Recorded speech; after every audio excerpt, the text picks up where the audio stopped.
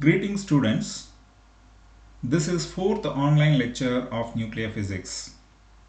In this session, we are going to discuss about chain reaction.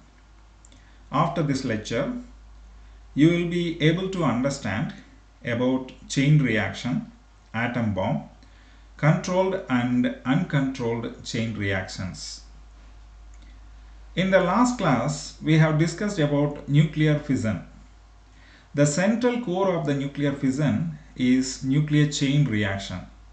A chain reaction is a self-sustaining process in which once the reaction started, it does not need any additional agents to maintain the reaction.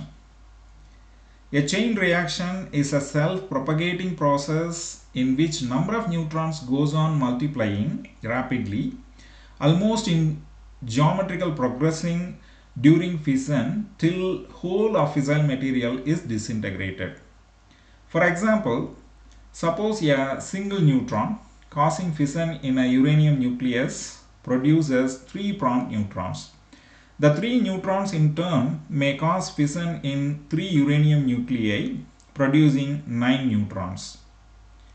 These 9 neutrons in turn may cause fission in 9 uranium nuclei producing 27 neutrons and so on.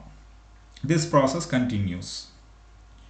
The number of neutrons produced in n such generations is 3 power n. Here 3 represents the number of neutrons released in the first generation and n represents the number of generation. The ratio of secondary neutrons produced to the original neutrons is called the multiplication factor.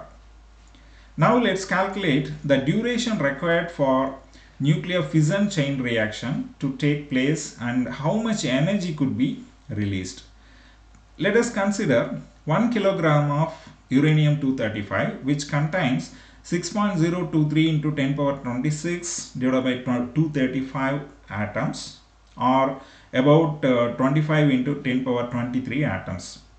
Suppose a stray neutron causes fission in a uranium nucleus. Each fission will release on the average of 2.5 neutrons. The velocity of a neutron among the uranium atoms is in such a way that a fission capture of a thermal neutron by the nuclei takes place in about 10 power minus 8 seconds. Each of these neutrons are available for inducing further fission reactions. Let n be the number of stages of fission captures required to disrupt the entire mass of 1 kilogram of uranium-235. Then 2.5 power n. Here n represents the number of generations. So we are going to find out the number of generations in which 1 kilogram of uranium could disrupt the entire mass. So 25 into 10 power 23, that means that is the total number of atoms in the 1 kilogram of uranium. So this 2.5 power n, which is equal to 25 into 10 power 23, or otherwise n is approximately equal to 60. So it needs 60 generations in order to disrupt the entire mass of 1 kilogram of uranium-235. So the time required for 60 fissions, it is 60 into 10 power minus 8 second, that is equal to 0.6 microsecond. Since each fission releases about 200 million electron volt of energy, this means that a total of 200 into 25 into 10 power 23, which gives 5 into 10 power 26 million electron volt of energy is released in 0.6 microsecond. So here actually per fission 200 million electron volt of energy could be released. So per atom we will get 200 million electron volt of energy, and if we are taking 1 kilogram of uranium-235, then we have 25 into 10 power 23 atoms into 200 in order to calculate the total energy that could be released during the fission reaction. So it will be 5 into 10 power 26 million electron volt of energy. This is tremendous energy. So this tremendous energy will be released in just zero point 0.6 microseconds. So in fission chain reaction, a total of 5 into 10 power 26 million electron volt energy releases within zero point 0.6 microsecond. The release of this tremendous amount of energy in such a short time interval leads to a violent explosion. So this results in powerful air blasts and high temperature of the order of 10 power 7 Kelvin or even more, besides intense radioactivity. So the self-propagating process described here is called a chain reaction. There are two types of chain reaction possible. In one, the chain reaction is first accelerated so that the neutrons are built up to a certain level, and thereafter the number of fission producing neutrons is kept constant. This is controlled chain reaction. Such a controlled chain reaction is used in nuclear reactors. In the other type of chain reaction, the number of neutrons is allowed to multiply indefinitely and the entire energy is released all at once. So this type of reaction takes place in atom bombs. This is called uncontrolled chain reaction. Now let's discuss about multiplication factor. The ratio of secondary neutrons produced to the original neutrons is called the multiplication factor. It is defined by K is equal to, K is the symbol to denote the multiplication factor. So K is equal to number of neutrons in any one generation divided by number of neutrons in the preceding generation. So the first fission chain reaction will be critical or steady when this multiplication factor is equal to 1. It will be building up or supercritical when K is greater than 1. And it will be dying down or subcritical when K is less than 1.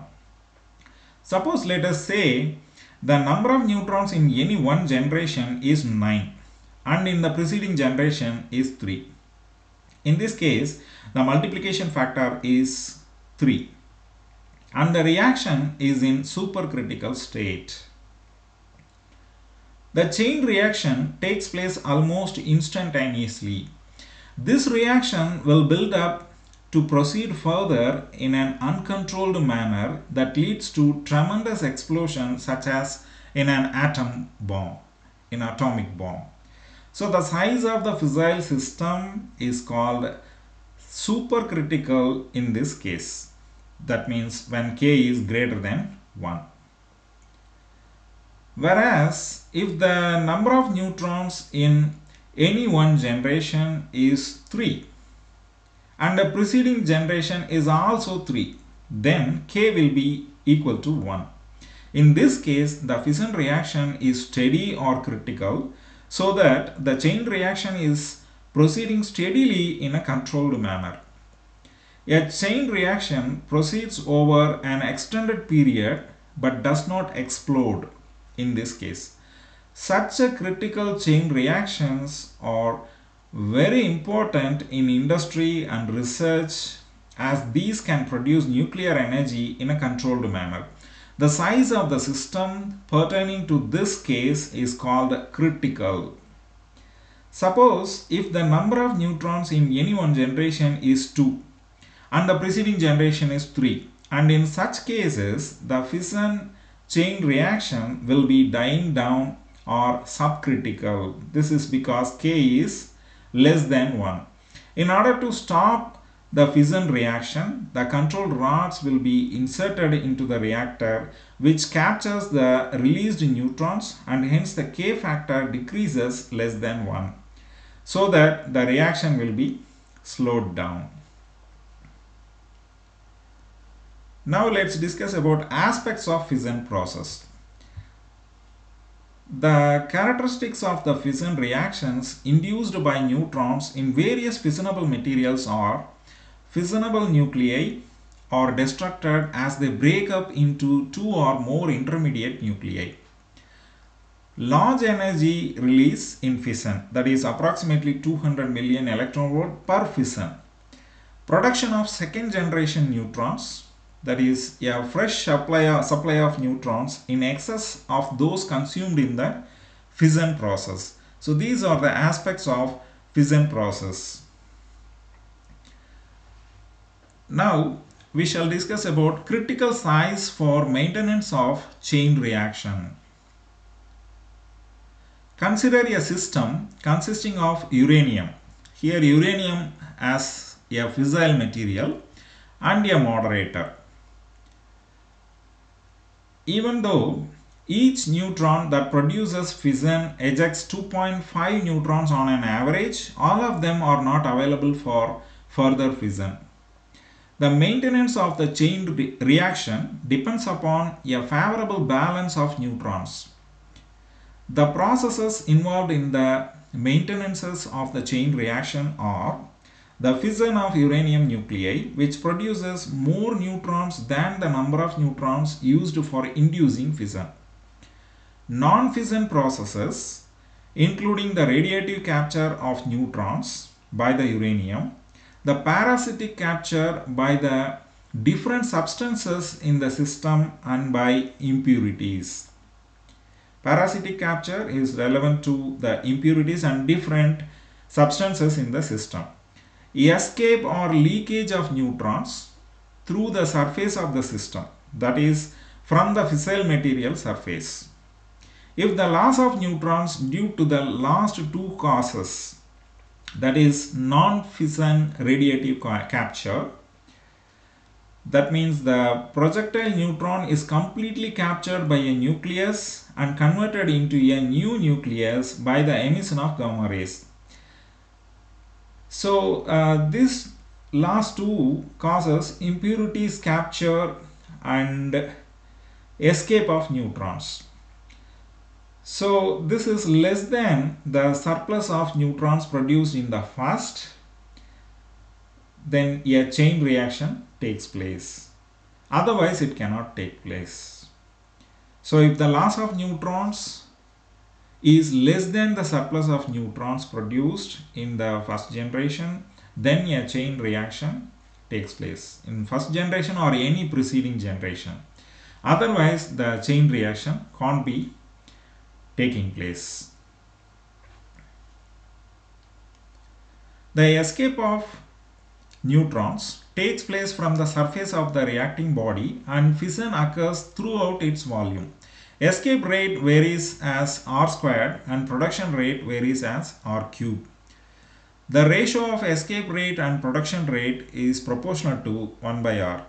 So it is because r squared divided by r cubed, so that gives 1 by r.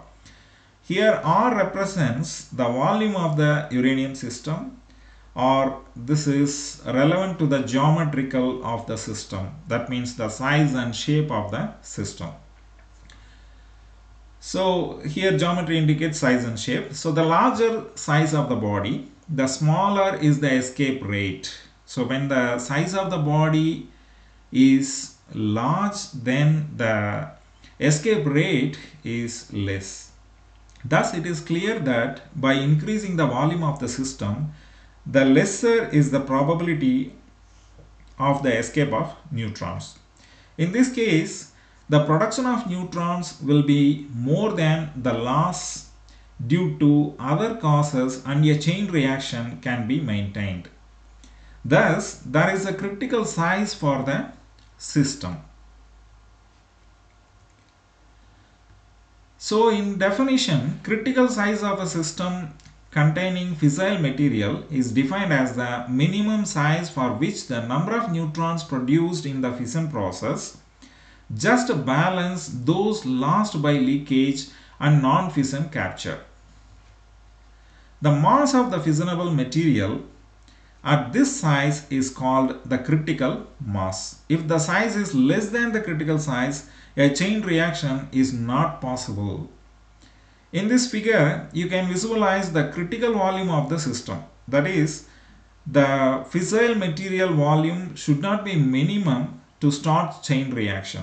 If the volume is less than the critical size, then most of the neutrons escape through the surface of the fissile material as indicated in the right hand side of the figure.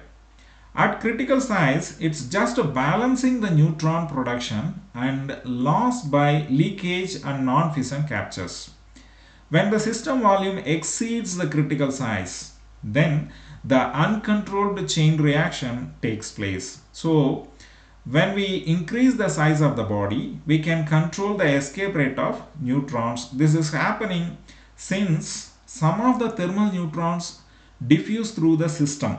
Here system represents the fissile material. So when those thermal neutrons diffuse through the system without being captured by uranium, that means the fissile material, it may be uranium 235 or uranium 238 or plutonium 239, any fissile material, the nuclei, and eventually leak away from the system. If uranium is distributed in a regular fashion throughout the system, neutron production depends upon the volume of the system, whereas neutron loss depends upon the surface area of the system. If the surface to volume ratio is large, then most of the neutrons escape and chain reaction cannot take place. So this implies that there should be a critical size for which neutron production by fission of both uranium 235 and uranium 238 may be just equal to the neutron loss by non-fission capture and leakage for a chain reaction to proceed.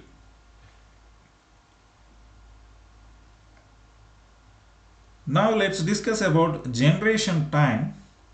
The time required for generation of fast neutrons to its final absorption in succession of processes is known as generation time. The various possible events in the generation time, that means the lifetime of a neutron in uranium, are absorption of neutrons, that is absorption of neutrons by uranium 238 nuclei while their energy is still greater than the fission threshold of uranium 235, which results in the fission of uranium 238 nuclei. Then the second process, absorption of neutrons by uranium 235 isotope. So this nuclei resulting in fission and emission of more fast neutrons that are absorbed. Next one, non-fission capture. So the first two are indicating the production of neutrons. These will increase the neutron population. The first two processes will increase the neutron population. And in the case of non-fission capture, that means the radiative capture of neutrons by uranium 238 nuclei and non-fission capture of neutrons by moderator nuclei and other materials present as impurities in uranium. That means the parasitic capture. And escape of neutrons from the assembly without being captured and be lost by what is called neutron leakage. So this escape of neutrons is happening through the surface of the system, that means the fissile material. So the first two events produce neutrons, and so these are called as positive contributions. The remaining three processes, that means two non-fission and one escape of neutrons.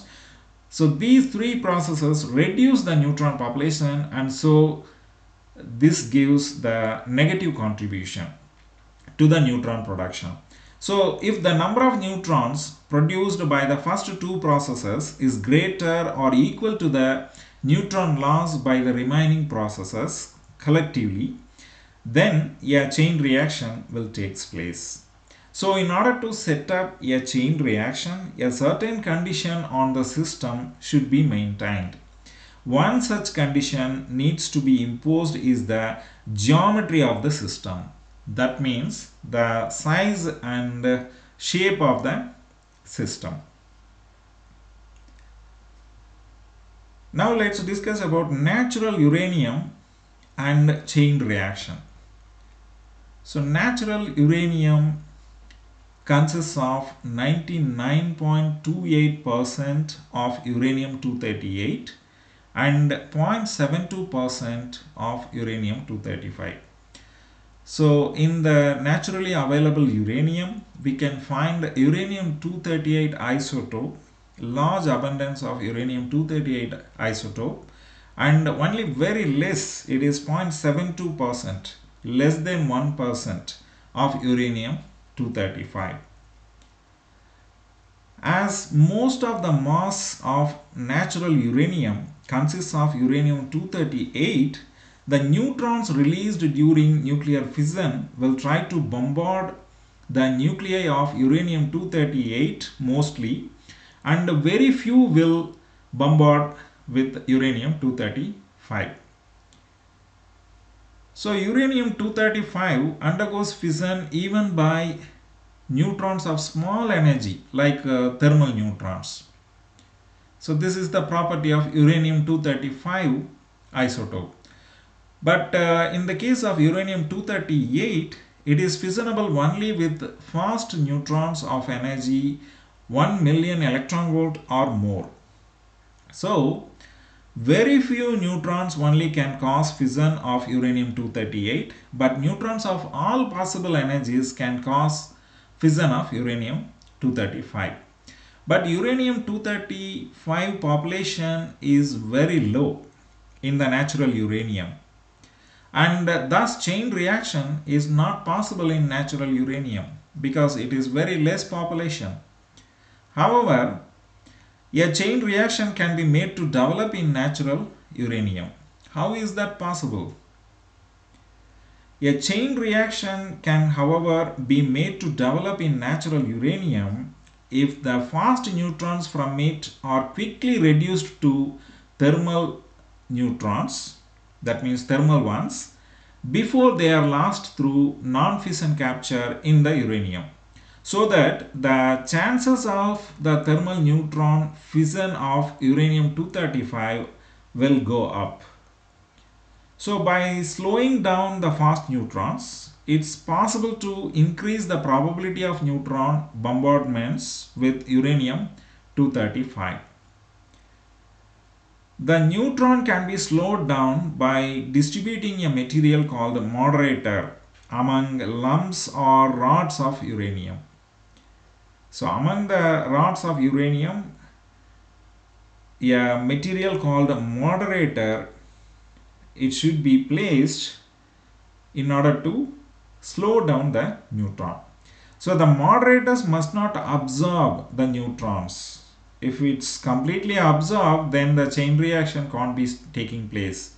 So the role of moderator, the function of the moderator is to slow down the neutrons produced by fission by elastic collision. Materials used as neutron moderators have a large inelastic scattering cross section and at the same time a small neutron capture cross section. Commonly used moderators are graphite, heavy water, beryllium, beryllium oxide, hydrates of metals, and organic liquids. The nuclei of these substances absorb neutrons only to a slight extent. A slow neutron bombards a uranium 235 nucleus. The nucleus breaks into two fragments, and in the fission process, three fast neutrons are also emitted. For example, some three equations are given here. Uranium 235, when it is hit by a projectile neutron, it is converted into a compound nucleus, that is uranium 236, and then it is splitting into two fission fragments, X and Y. It may be any of the fission fragments according to the mass distribution probability, and neutrons along with the tremendous amount of energy. So let us have two sort of examples for the fission fragments. So uranium-235, after bombarding with neutron, it is converted into compound nucleus, and it can be splitted into barium-141 and krypton-92 elements and three neutrons along with a tremendous amount of energy. This is one possibility. And xenon-140, the compound uranium nucleus, can also be splitted like xenon 140 and strontium 94 along with the two neutrons and tremendous amount of energy. So some two possibilities are given here, but there are several other possibilities are also there. The neutrons are slowed down by the moderator. So one neutron may escape, and one neutron may be captured by uranium-238 to form uranium-239, which decays to neptunium-239 and then to plutonium-239. So uranium-239, during the decay process, it is emitting beta particles, and then it is converted into neptunium-239, and again neptunium-239 also emits beta particle, and then it is converted into plutonium-239. So in the case of plutonium-239, the half-life period is 24,100 years. So one neutron is still available. So two neutrons are gone. One neutron is escaped through the surface of the fissile material, and one neutron is captured by uranium-238 and in order to convert it into the final product of plutonium-239. So among the three neutrons emitted, now two are captured, and finally we have one neutron. It is still available for carrying on the chain reaction. It bombards uranium-235 and the process is repeated. That means it will be leading to the chain reaction. So this illustration shows self-sustained controlled chain reaction in which the chain reaction is controlled externally by uranium-238, moderators, control rods, impurities, and reactor valves. The whole reaction is carried out in the closed chamber of nuclear reactor in order to utilize the energy in an efficient way.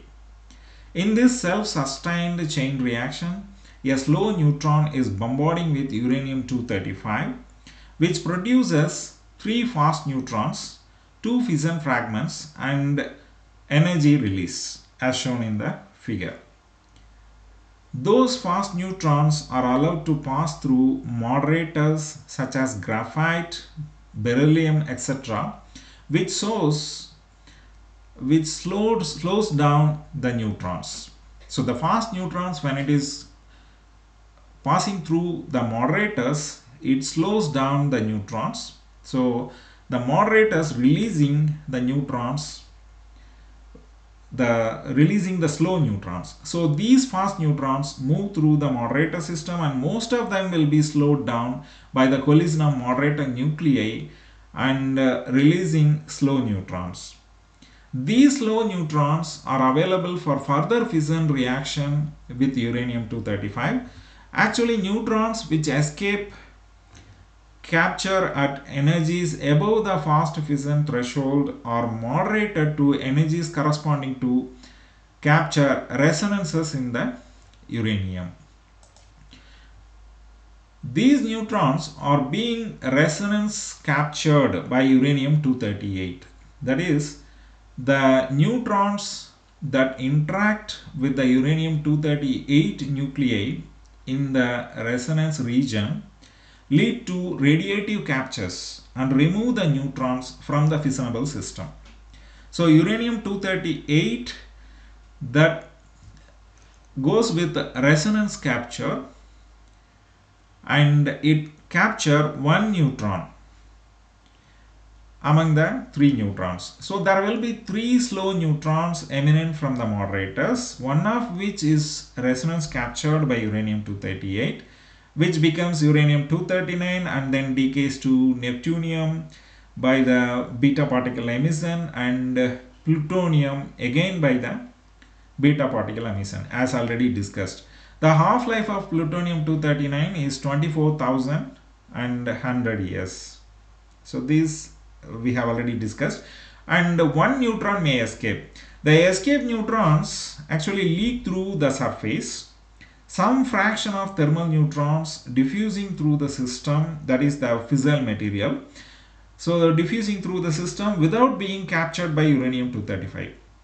These escaped neutrons will be absorbed by control rods such as boron or cadmium externally in the reactor.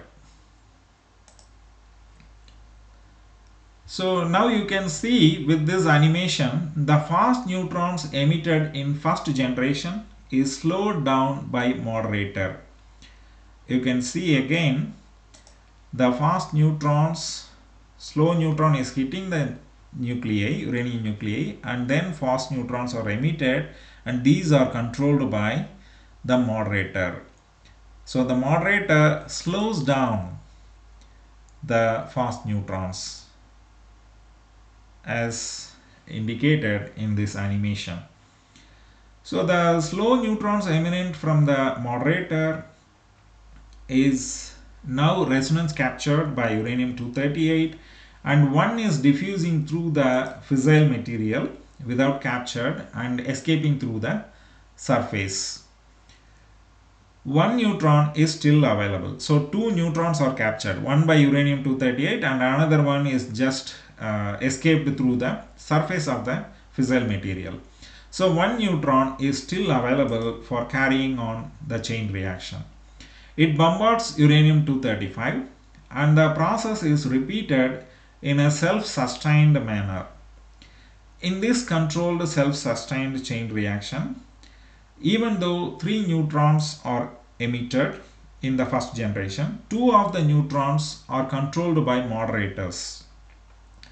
Not only moderators, impurities, and uranium-238 by non-fission capture, and only one neutron is available for further fission chain process.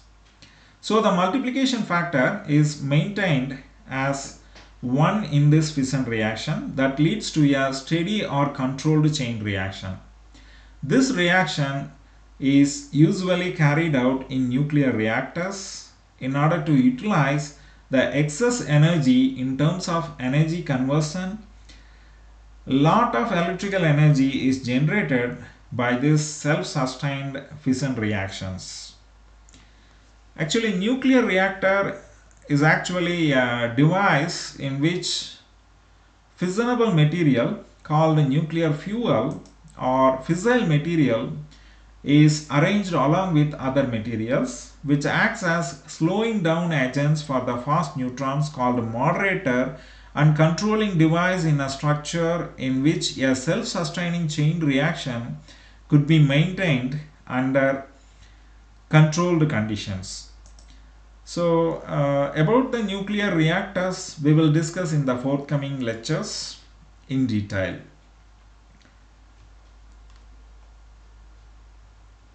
Now let us discuss about the atomic bomb, atom bomb.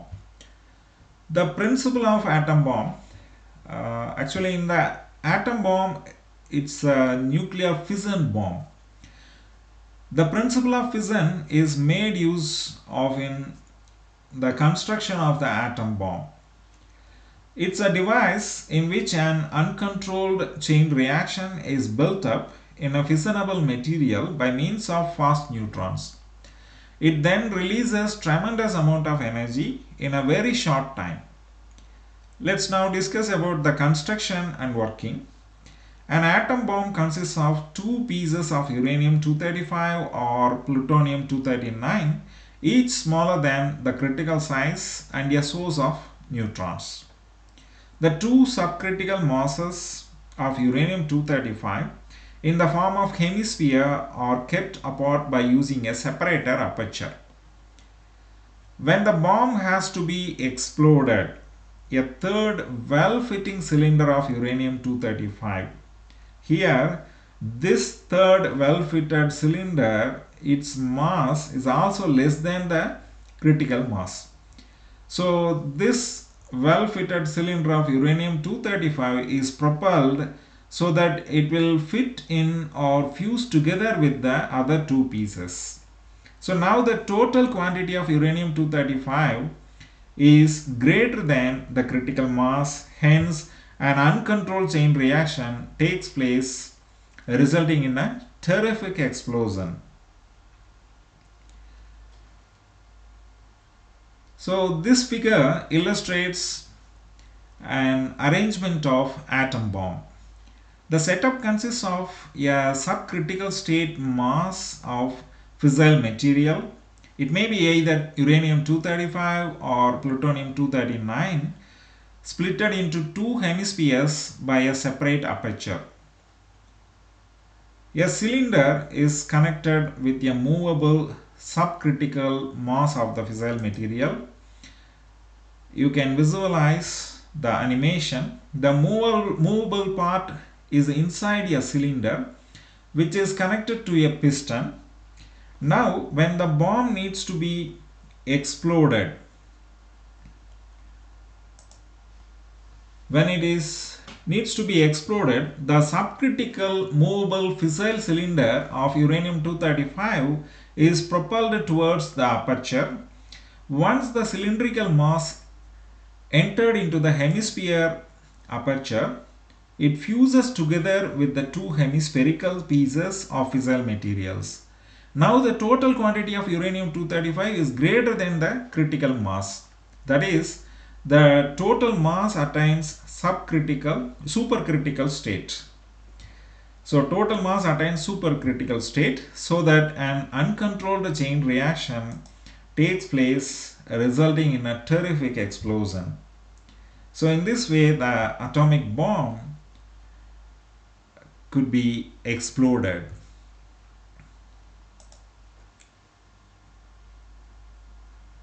This illustration explains about the uncontrolled chain reaction which is happening in the atomic bomb.